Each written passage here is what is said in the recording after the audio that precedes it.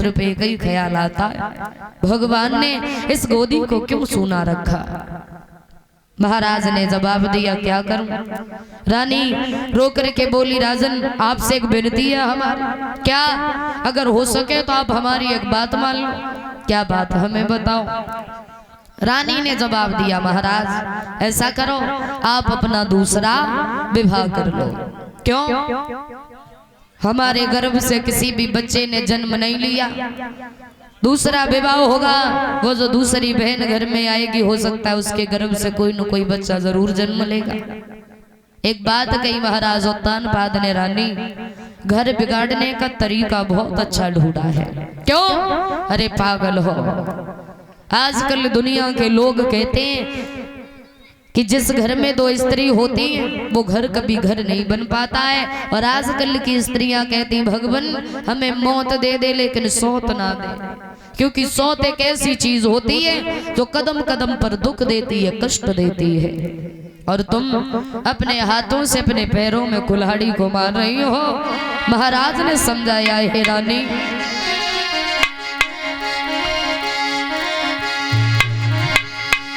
कि सौत चून की बुरी और जहर की छुरी मान जा रानी, अरे तो आवत दिए निकार रे के करिए रनिया ख्वारी।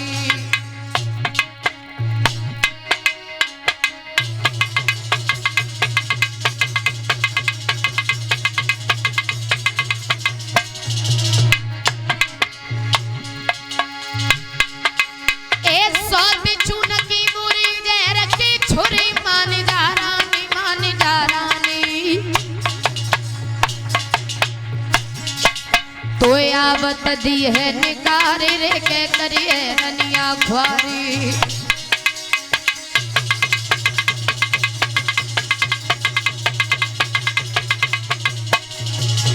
और एकाएक पागल भाई मान जा कही बुद्ध की मां,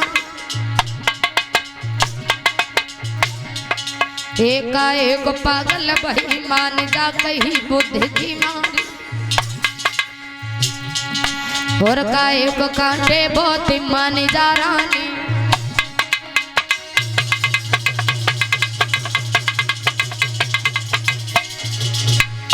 रानी ने जवाब दिया, महाराज हजारों दुखों का सामना कर लूंगी लेकिन आप अपना दूसरा विवाह कर लो।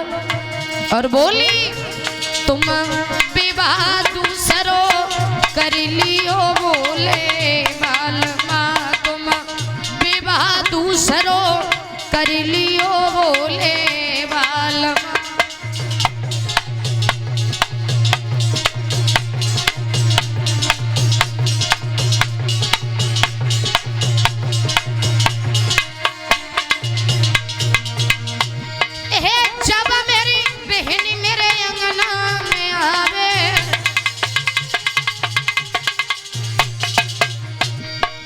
जब मेरी बहन मेरे अंगना में आवे,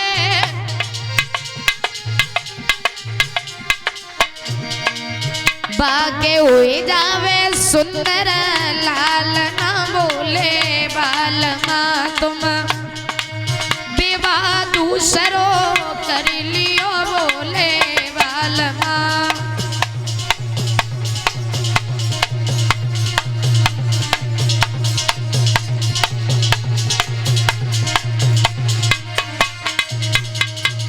याद रखना भैया, समय गुजरता गया, समझाया, जवाब दिया, सुनो रानी पागल हो जो तुम हमारा दूसरा विवाह करा रही हो, हमारा दूसरा विवाह ना कराओ। बहुत समझाया लेकिन रानी ने एक भी बात नहीं मानी, मजबूर हो गए महाराज, मजबूर होकर के दूसरा विवाह करना पड़ा उन्हें। सूरज नाम की जब दूसरी पत्नी आती, दरवाजे पे डोला आया, बड़ी रानी को पता चला तो दासी को भेज दिया, जाओ बड़े आदर सम्मान के साथ हमारी छोटी बहन को महलों में लेकर के आओ। प्रजा के लोग बड़े खुश हैं क्योंकि महाराज ने दूसरा विवाह किया, और विवाह करने के बाद विवाह करे लौट के आए, विवाह करे लौट के आए और खुशी सबने मनाई है। विवाह करे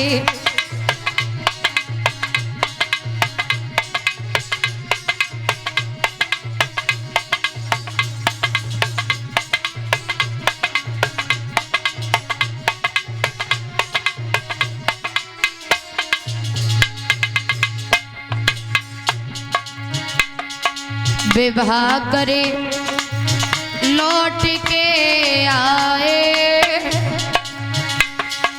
विवाह करे लौट के आए, खुशी सबने मनाई है। विवाह करे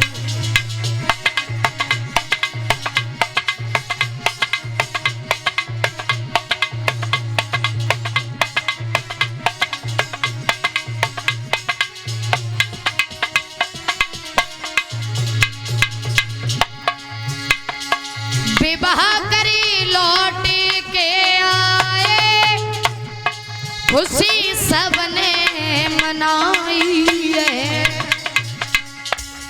सुनीति नार थी पहले,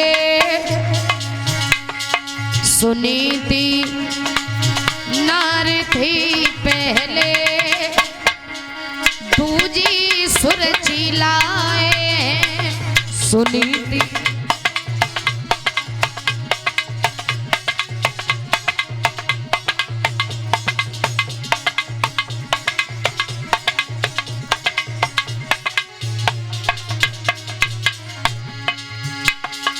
द्वार पर आ गया डोला, खबर रानी ने सुन पाई है।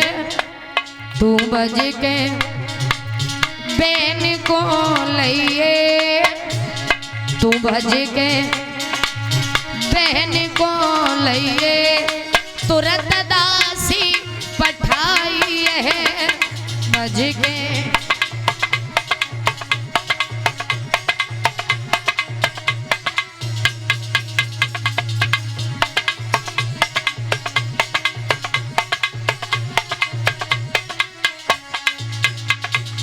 याद रखना भैया, दासी को भेजा जाओ, बड़े आदर सम्मान के साथ हमारी बहन को महलों में लेकर के आओ। दासी वहां से चली, दरवाजे पे पहुंची, जाकर के सुरची को जवाब दिया, बहन तुम यहाँ बैठी हो, अब इस डोले में ही बैठी रहोगी, चलो महलों में, बड़ी रानी तुम्हारा इंतजार कर रही है। याद रखना भैया, बड़ी महारानी का नाम सुना। सुरची कहने लगी, क्यों दासी? हाँ, ये बड़ी महारानी कौन, किसे बता रही है तू? दासी बोली, और जो पहले विवाह हुआ था महाराज का, पहली वाली रानी, इसका मतलब है कि घर में सोते। दासी बोली, बिल्कुल बिल्कुल नहीं जाऊंगी, जाओ हमारे महाराज को बुला दो। महाराज आए, जवाब दिया, क्या बात है सुरची, चली जाओ ना। दासी बुलाने के लिए आई। सुरची बोली, महाराज देखने में बड़े भोले लग रहे हो, लेकिन एक बात समझ नहीं आई, जब तुम्हारे घर एक रानी थी तो तुम्हें क्या जरूरत थी हमारे साथ में दूसरा विवाह करने की? और महाराज, अरे हमें तो सौत के नाम से बहुत बड़ी घृणा है, तो भला मैं उसके साथ में कैसे रह सकती हूँ? और सुनो, अगर तुम चाहते हो कि हम इन महलों में जाएं तो एक काम करना होगा तुम्हें। कौन सा? सुनो महाराज, अरिया जब उतरे डोला से पहले, और बासौती को दियो निकारी, जब उतरे डोला से।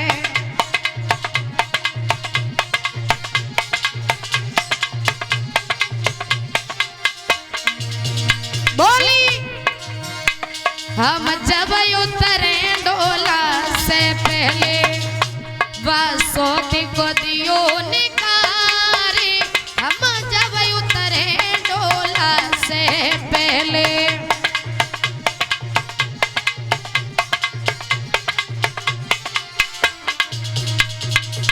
जवाब दिया महाराज हमें तो सौत के नाम से बहुत बड़ी घृणा है, तो भला हम उसके साथ में रह कैसे सकते हैं, बिल्कुल नहीं जाएंगे।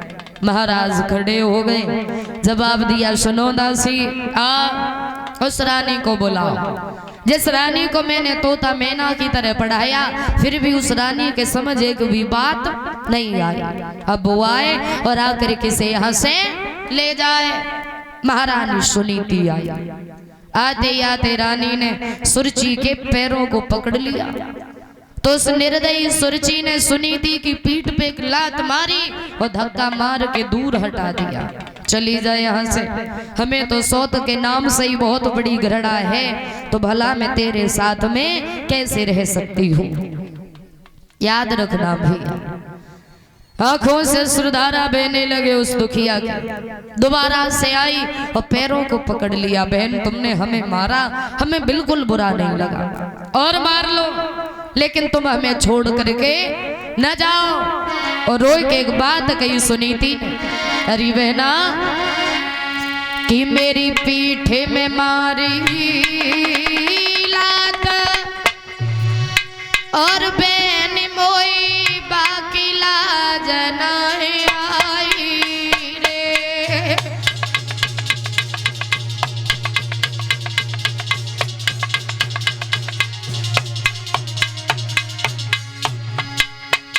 मेरी पीठ में मारी लात बहन मोई बाकी लाज नहीं आई रे।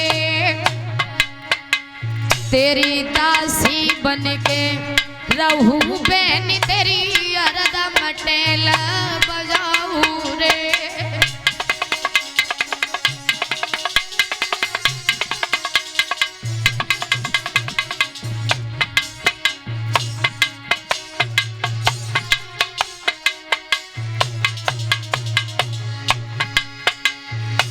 पत्थर परे कोख मेरी पे लाल सखी नहीं जाई रे,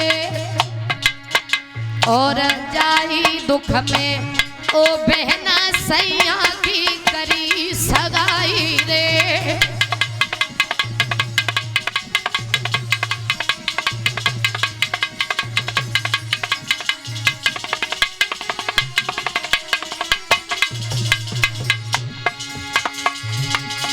द्वारे से जो जाए बहन में तो बिलखी बिलखी मर जाऊंगी, और बिना तुम्हारे ओ बहना घर को नहीं लौट के जाऊंगी।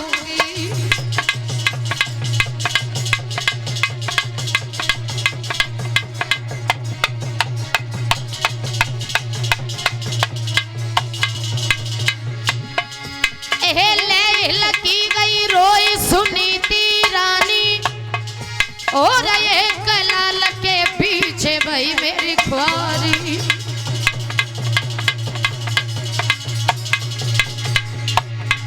महाराज की मन में और व्याकुल होने लगी, शीश पकड़ गई बैठी मैया देहरी पे रोने लगी। लेकिन छोटी रानी पत्थर बनी कलेजो नाई पिघलो है, छोटी रानी पत्थर बनी कलेजो नाई पिघलो है।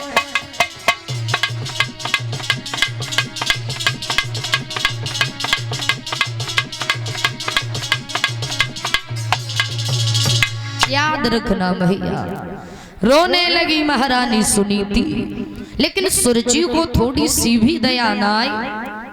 आगे बड़ी जवाब दिया, सुन अगर तू चाहती है कि मैं इन महलों में रहूं तो आज से इन महलों में मैं रहूंगी, तू नहीं रहेगी।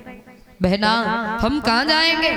जवाब दिया, तुम ऊपर छत पे रहोगे, कौवा और चिड़ियों को उड़ाया करोगे, और सुनो एक शेर जो दिए जाएंगे तुम्हें उन्हें पीसना, उनकी रोटी बनाना और नमक के साथ में खाना। अगर तुम्हें मंजूर है तो हम रह सकते हैं, अन्यथा हम यहाँ से जा रहे हैं। लेकिन एक बात हमेशा याद रखना, कभी भूल करके भी हमारी तरफ या हमारे महाराज की तरफ आंख उठा करके मत देखना। जवाब दिया, बहन तुम जो कुछ कहो हमें सब कुछ मंजूर है, लेकिन तुम हमें छोड़ करके न जाओ, जरा विचार करना।